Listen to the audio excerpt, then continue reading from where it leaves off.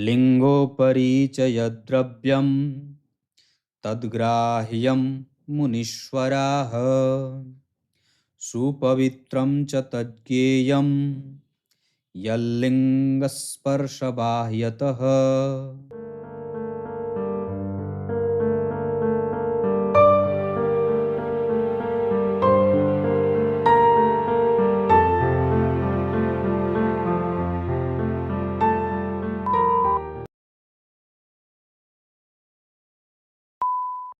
प्रिय दर्शकों, नमस्कार। एक बार फिर से उपस्थित हूं आप सबके सामने सोमवार के कार्यक्रम में। मैंने लिखा है योग कारक महिमा। आज आपको ज्योतिष का ऐसा सिद्धांत बताऊंगा जो बहुत ही सरलता से किसी भी जातक की कुंडली देख करके ये बात आप कह सकते हैं, और सिर्फ लग्न चक्र देख करके, कि उसकी दशा में उसको किन किन वस्तुओं का या वो दशा कितना उसके लिए शुभदायक है और कितना पाप फलदायक है। शुरू करते हैं आज का कार्यक्रम। कहीं नहीं जाना है, बिल्कुल बन के रहिएगा। कार्यक्रम के आरंभ में जो मैंने श्लोक पढ़ा है उसका अर्थ भी कार्यक्रम के अंतिम हिस्से में बताऊंगा। शास्त्रकार लिखते हैं कि जब कोई भी ग्रह की महादशा चल रही हो, किसी भी ग्रह की महादशा चल रही हो, आप किसी न किसी महादशा में आपका जन्म होता है, और प्रत्येक दुनिया का जीव, दुनिया का प्रत्येक जीव, चाहे वो कोई ना हो, मगरमच्छ ही क्यों ना है, अगर वो उसका जन्म हुआ है तो उसके जन्म के समय पे कोई ना कोई ग्रह कहीं ना कहीं बैठे होंगे। और हम चूंकि बुद्धिजीवी प्राणी हैं, इस वजह से इसको समझने की कोशिश करते हैं। मगरमच्छ समझने की कोशिश नहीं करता क्योंकि वो बुद्धिमान या बुद्धिजीवी नहीं है। हम मनुष्य धर्म और शास्त्र की समझ रखते हैं, और प्रत्येक छोटी से छोटी वस्तु को जो वो अपना प्रभाव हमारे ऊपर डाल रही है उसको समझने की कोशिश करते हैं, और उसके प्रभावों से अगर वो नकारात्मक है तो अपने आप को बचाने की कोशिश करते हैं। तो क्या कहा शास्त्रकार ने कि किसी भी लग्न की कुंडली के लिए, ये बात अंडरलाइन कर लीजिएगा, अगर महादशा का अधिपति उस कुंडली का योग कारक ग्रह हो, जैसे मैंने सामान्यतया समझने के लिए मेष लग्न की कुंडली बना दी है, कोई जरूरी नहीं है कि आपकी भी कुंडली मेष लग्न की ही हो, पर आप कम से कम इतना तो जरूर जानते हैं कि आपकी कुंडली का योग कारक ग्रह कौन होता है। अगर जो लग्न बना है उसके आधार पर त्रिकोण के स्वामी, केंद्र के स्वामी कई बार योग कारक ग्रह की भूमिका में आ जाते हैं, पर उसके बैठने के प्रभाव के कारण वो कई बार अपने प्रभावों में वृद्धि, योग कारक प्रभाव में वृद्धि करता है और मजबूती और कमजोरी करता है। जैसे उदाहरण देता हूं, मेष लग्न की कुंडली के लिए अगर शनि देव दशम स्थान के अधिपति हैं और एकादशवें भाव के अधिपति हैं, तो ये एक केंद्र के अधिपति हैं और दूसरा इनको एक पापी भाव मिल गया। लेकिन अगर वो अष्टम भाव में बैठ जाएंगे तो वो मारक हो जाएंगे, क्योंकि पहले ही वो लग्नेश के बहुत अच्छे मित्र नहीं होते हैं। लेकिन अगर मेष लग्न की कुंडली के लिए देवगुरु बृहस्पति नवम भाव के स्वामी हैं और केंद्र या त्रिकोण में कहीं बैठ जाते हों, यहीं बैठ जाते हों या यहीं क्यों ना बैठ जाते हों, फिर भी वो इस कुंडली के लिए मारक ग्रह नहीं बनेंगे। सप्तम में बैठेंगे तो भी काफी हद तक वो जातक के जीवन में संतुलित और श्रेष्ठ परिणाम करते हुए देखे जाएंगे। भाव जरूर मारक है, द्वितीय और सप्तम, अष्टम भाव भी, लेकिन कष्ट से बचाने वाले ग्रह के रूप में बन जाएंगे। उसमें कोई तीसरा ग्रह या कोई दूसरा ग्रह जब तक मारक ग्रह एक्टिव नहीं होगा तब तक देवगुरु बृहस्पति मारक ग्रह के रूप में अपने आप को सिद्ध नहीं करेंगे। बहुत समझदारी से ये बात समझनी होगी, बहुत ही गंभीर विषय है जो आज का मैं आपको बता रहा हूं। तो कहने का अर्थ मेरा यह है कि किसी भी ग्रह की महादशा जो चल रही है, अगर वो आपके कुंडली का योग कारक ग्रह है, मतलब केंद्र का अधिपति है या त्रिकोण का अधिपति है, केंद्र में बैठा है, नवम का स्वामी है, दशम में बैठा है, पंचम का स्वामी है, चतुर्थ का स्वामी है, नवम में या दशम में बैठ गया, मतलब अच्छे भाव का स्वामी है और अच्छे भाव में बैठ गया, और उसी की महादशा चल रही है, और अंतरदशा में उसके मित्र की दशा चल जाए, जैसे गुरु की महादशा है, उसके मित्र होते हैं मंगल, उसके मित्र होते हैं सूर्य, तो ये महादशा अच्छी जाती है। मतलब धन के लिए, विवाह के लिए, संतान के लिए, भाग्य उदय के लिए अच्छी जाती है। ये पहला सिद्धांत है।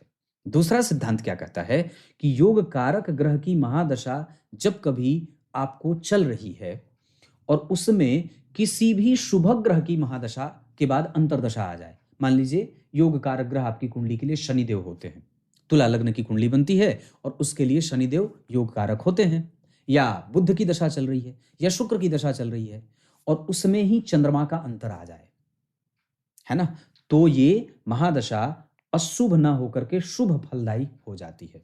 मतलब क्या है, योग कारक ग्रह की महादशा में अगर किसी भी शुभ ग्रह की दशा चल जाए, शुक्र बुध गुरु और चंद्रमा, तो काफी हद तक वो दशा भी आपके लिए लाभान्वित या भाग्य उदय, श्रेष्ठ परिवर्तन, लाभ, धन धान्य, सुख सौख्य संपदा की वृद्धि करने वाली होती है। ये दूसरा सिद्धांत हो गया। तीसरे सिद्धांत के रूप में शास्त्रकार लिखते हैं कि योग कारक ग्रह की महादशा में जब कभी भी उसके किसी मित्र की दशा चल जाए अंतरदशा में, जैसे मान लीजिए महादशा चल रही है शुक्र की और उसके मित्र शनि का अंतर आ जाए, तो ये दशा भी, या शनि की महादशा चल रही है और शुक्र का अंतर आ जाए, तो ये चूंकि परस्पर एक दूसरे के मित्र होते हैं, तो यहां पे उस दशा काल में भी व्यक्ति का भाग्य उदय होता है, लाभ होता है, संतान, नौकरी, परिवार, श्रेष्ठ लाभ, श्रेष्ठ पद और अच्छे प्रभावों में वो ग्रह दशा बीत जाती है। ये तीसरा सिद्धांत है जो महादशा को लेकर के है। चौथा सिद्धांत कहता है कि जब कभी भी केंद्र के स्वामी की महादशा चल रही हो, अब यहां पे योग कारक ग्रह की दशा समाप्त हो गई, अब मैं योग कारक के बारे में नहीं बता रहा, अब मैं बता रहा हूं कि केंद्र के स्वामी की दशा चल रही हो, मान लीजिए लग्नेश चल गए, चतुर्थेश चल गए, दशमेश चल गए, सप्तमेश को नहीं, तो लग्न सप्तम नहीं, चतुर्थ और दशम, लग्न चतुर्थ और दशम के अधिपति की दशा चल गई और उसी महादशा में अंतरदशा में पंचम या नवम भाव के स्वामी की अंतरदशा चल गई, तो ये दशा भी आपके भाग्य के उदय को देने वाली हो जाती है। ये दशा भी आपको अत्यंत श्रेष्ठ लाभ देने वाली सिद्ध हो जाएगी।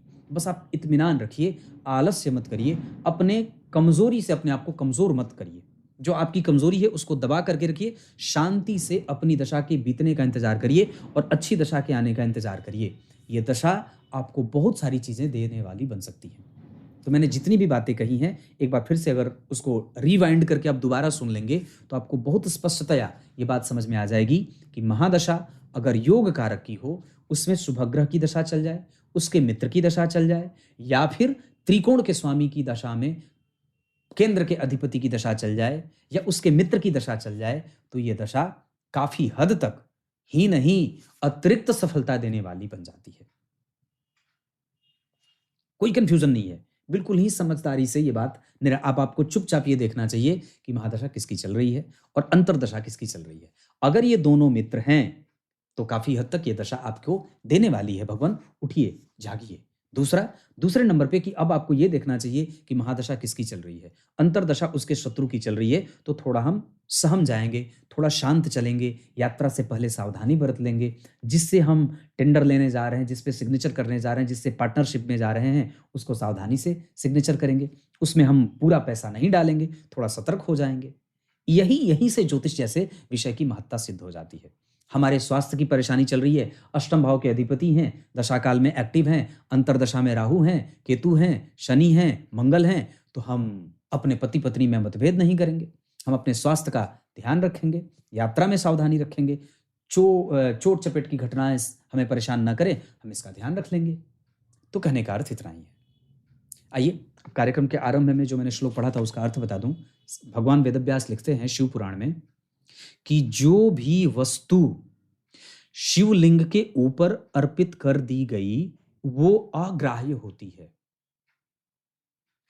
और जो शिवलिंग से स्पर्श नहीं है, उनके सामने भोग लगा हुआ है, रखा हुआ है, वो पवित्र करने वाली होती है। उसमें भी शिवलिंग को प्राप्त, जो शिवलिंग के ऊपर वस्तु रखी गई है, उसको आप अगर शालिग्राम भगवान से स्पर्श करा देते हैं तो वो वस्तु भी प्रसाद स्वरूप शुद्ध हो जाती है, विशुद्ध हो जाती है। वो भी ग्राह्य योग, शुद्ध विशुद्ध की बात नहीं है, वो शुद्ध तो पहले से ही है।